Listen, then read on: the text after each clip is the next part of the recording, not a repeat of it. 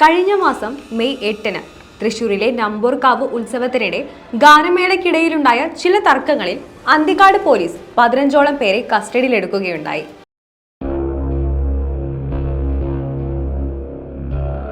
അതിൽ ഒരു പ്രശ്നത്തിലും ഉൾപ്പെടാത്ത 2 CPIM പ്രവർത്തകരെ ബലമായി സ്റ്റേഷനിലേക്ക് കൊണ്ടുപോയി പോലീസ് മർദ്ദിക്കുകയും ചെയ്തു. ഈ കേസ് ഇപ്പോൾ ഏറെ ചർച്ചാ വിഷയമായിരിക്കുകയാണ്.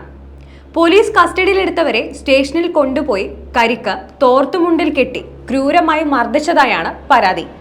വെളുത്തൂർ സ്വദേശികളും CPIM പ്രവർത്തകരുമായ CK Mithun, VK Sunilkumar എന്നിവരെയാണ് അന്തിക്കാട് CI ക്രൂരമായി മർദ്ദിച്ചത്.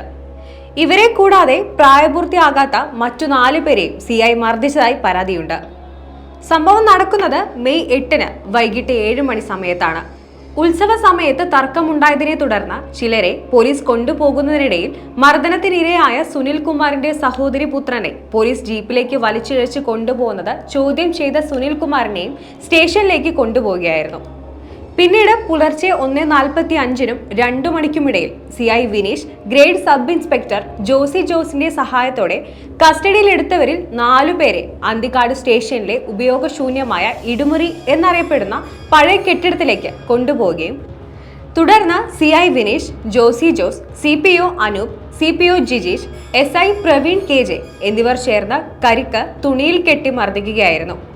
കൂടാതെ സുനിൽകുമാറിന്റെ ഷർട്ട് വലിച്ചുകീറി CI നെഞ്ചിൽ ചവിട്ടുകയും ഇയാളുടെ സഹോദരി പുത്രനെ ജോസി ജോസ് ഇടത്തെ കാലിൽ ഷൂ കൊണ്ട് ചവിട്ടുകയും ചെയ്തു. അവിടെയും തീർന്നില്ല മർദ്ദനം. അവശനായ സുനിൽകുമാർ പോലീസിനോട് വെള്ളം ചോദിച്ചപ്പോൾ അസഭ്യ വാക്കു പറഞ്ഞ് മർദ്ദിക്കുകയും ചെയ്തു.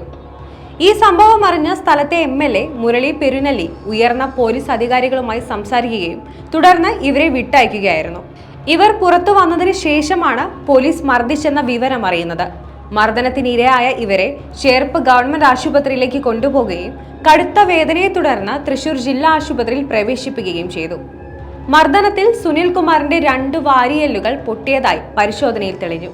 കൂടാതെ ലെൻസിന് ചുറ്റും വായു കെട്ടി നിൽക്കുന്നതിനാൽ അധികം നടക്കാനോ ഇരിക്കാനോ പറ്റാത്ത അവസ്ഥയിലാണ്.